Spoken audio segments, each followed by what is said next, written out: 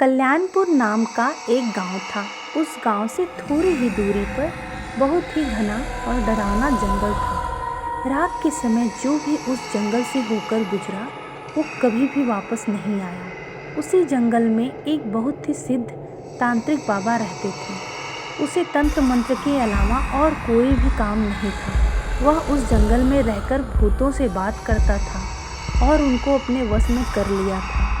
कभी कभी गांव में किसी की तबीयत खराब होती थी तो वो लोग उसके पास जाते थे और वह तांत्रिक अपने तंत्र मंत्र से उन लोगों को ठीक कर देता था। गांव के लोगों को उस तांत्रिक पर बहुत विश्वास हो गया था। उन लोगों को लग रहा था कि तांत्रिक हमारा और हमारे गांव का रक्षक बनकर आया है, लेकिन उन्हें पता नहीं था वह तांत्रिक अपने जादू मंत्र से धीरे धीरे गांव के एक एक आदमी को गायब कर रहा था। तांत्रिक ने अपने पास एक कुर्सी रखी थी। वो कोई मामूली कुर्सी नहीं थी। जब भी वो पूजा पाठ करता था उसी कुर्सी पर बैठकर करता था ताकि वह सिद्ध तांत्रिक बन सके और जो चाहे वह कर सके। कुछ समय बाद गांव में हड़कंप मच गया कि आखिर हमारे गांव के लोग धीरे धीरे कहाँ गायब हो रहे हैं। फिर उन्हें उस तांत्रिक बाबा पर शक हुआ और एक दिन गांव के कुछ लोग उस जंगल की ओर चल दिए, ये पता करने कि आखिर हमारे गांव के लोग गायब कहाँ हो जाते हैं। वे लोग धीरे धीरे जंगल के बहुत अंदर चले गए। जंगल एकदम घना और डरावना था। थोड़ी ही दूर आगे जाने के बाद उन्हें एक रोशनी जलती हुई नजर आई। फिर वे लोग वहां जाते हैं और देखते हैं कि वह तांत्रिक एक बहुत ही पुरानी कुर्सी पर बैठा है और वह तांत्रिक अपने पैर के नीचे एक आदमी को दबा के रखा है जो कि बेहोश हालत में था। जब गांव वाले उसके नज़दीक गए तो पहचान लिए कि ये तो हमारे गांव का आदमी है जिसको हम लोग सुबह से ढूंढ रहे थे। गांव वालों को देखकर तांत्रिक यहाँ से भागने लगा।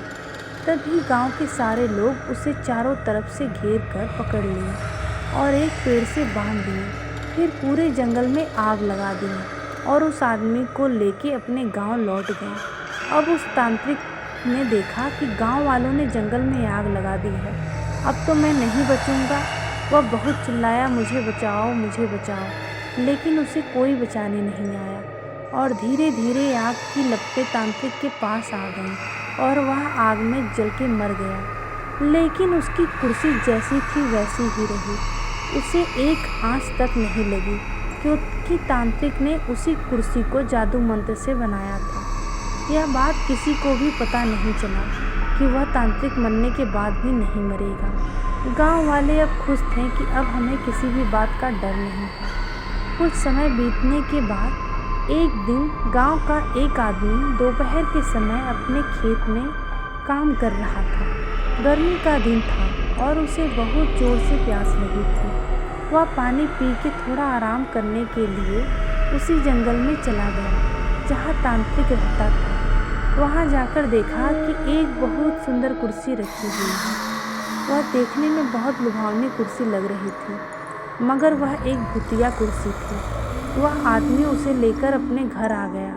उस कुर्सी को देखते ही मन एकदम खुश हो जाता था। उसके घर वाले भी कुर्सी को देखकर खुश हो गए।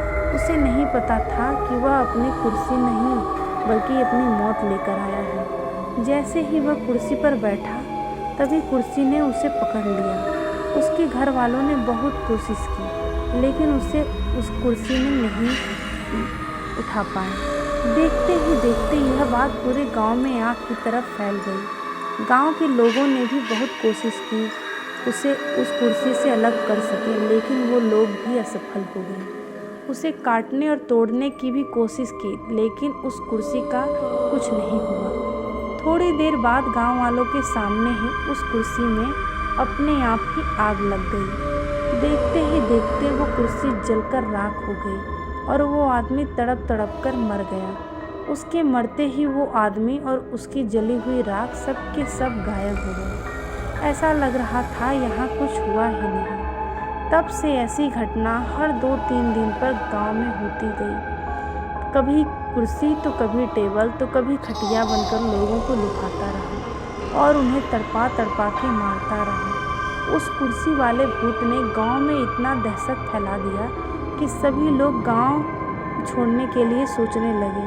फिर एक आदमी ने इन सब से बचने का उपाय किया। वह एक साधु बाबा के पास गया और अपने गांव में होने वाली सारी घटना के बारे में बताया। दूसरे दिन सुबह सुबह ही वो साधु बाबा उस गांव में आए।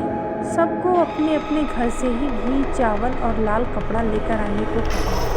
साधु बाबा ने उस गांव के चौराहे पर एक पूजा करवाई। साधु बाबा ने सुबह से लेकर शाम तक उस पूजा में हवन किया और सभी लोगों को उस लाल कपड़े में थोड़ा थोड़ा चावल डालकर दिए और बोले कि इस कपड़े को सब अपने घर के दरवाजे पर लटका देना।